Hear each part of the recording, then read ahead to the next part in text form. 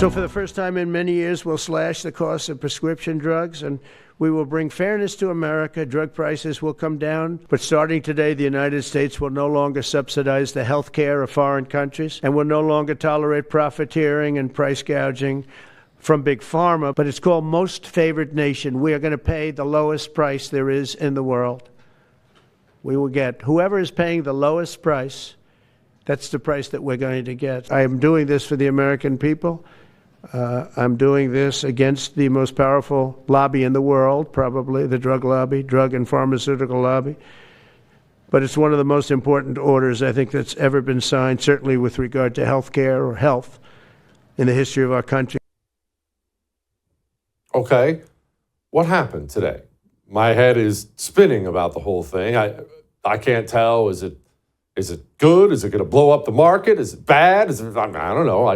I'd love for everybody to be paying less. Joining me now, somebody who does know, Jeffrey A. Tucker, President, Brownstone Institute. Okay, Jeffrey, pretend I know nothing about Big Pharma, which I pretty much do. What happened today? Was it good? Was it a disaster? Explain this to me.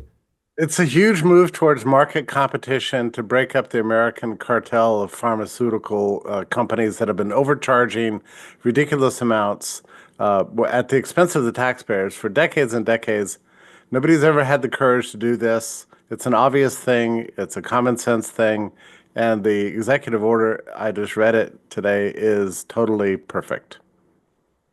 Okay, the executive order is perfect. I love to hear that. Now, what cartel are you talking about? Can you describe this pharmaceutical cartel and why, at least in the past, we have been paying like 8 times as much for Tylenol as those dirty Europeans do?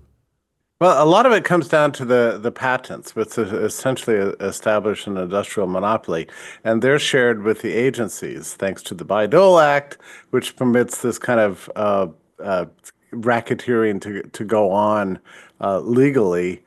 So that NIH is sharing patents with private producers, and they share employees, and they share funding. Taxpayers are on the hook for funding the R&D for the drugs, and then sometimes even buying all the drugs, and then of course through Medicare and Medicaid, being the main customer for these drugs. And no other country is stupid enough to do this. So they charge just normal market prices, which could be 1/10 as much as you get in the U.S. So, in the U.S., you might pay $3,000 for a drug and then just go just 1 inch across the Canadian border, and it'll be $300 for the exact same drug from the exact same plant. So the whole thing is outrageous. The U.S., they put it today that the U.S. is subsidizing the world, which is kind of true. It's hard to say if that's true. One thing is for sure, Americans are paying monopoly prices.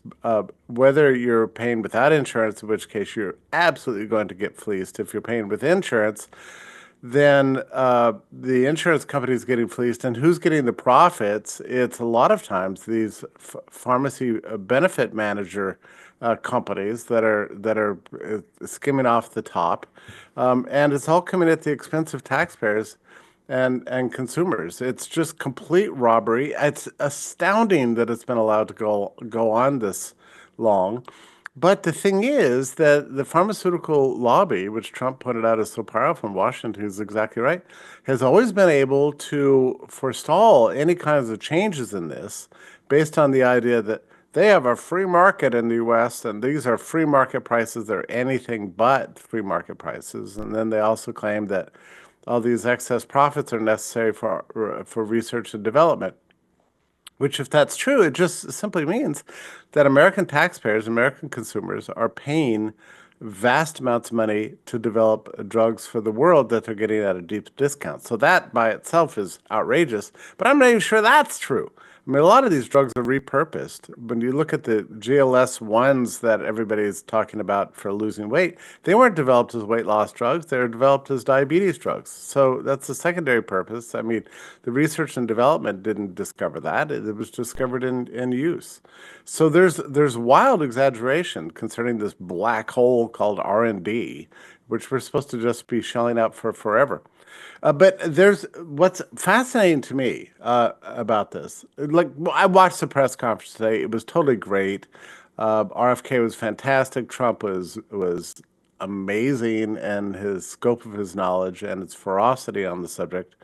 Marty McCary, Dr. Oz, and also Jay Bhattacharya were all fantastic. Don't forget, Jay Bhattacharya is also a health economist. He's got a PhD in economics and a classical liberal libertarian in some ideological sense. But he recognizes too this is about creating an internationally competitive market price for these drugs. And so he gave a very articulate statement. What shocks me about the whole thing, or what strikes me as kind of really interesting about this, is that this order from the top, and Trump's right, it's epic. It's like nothing like this has ever happened. Has already set off wars on the left and the right. I mean, for one thing, the left has ostensibly always favored this until they got in bed with big pharma, and now they're sort of hilariously against it. So it puts them in the awkward position of arguing for higher drug prices on behalf of a drug cartel. I mean, that's not a good place for the Democrats to be in, but that's where Trump has put them.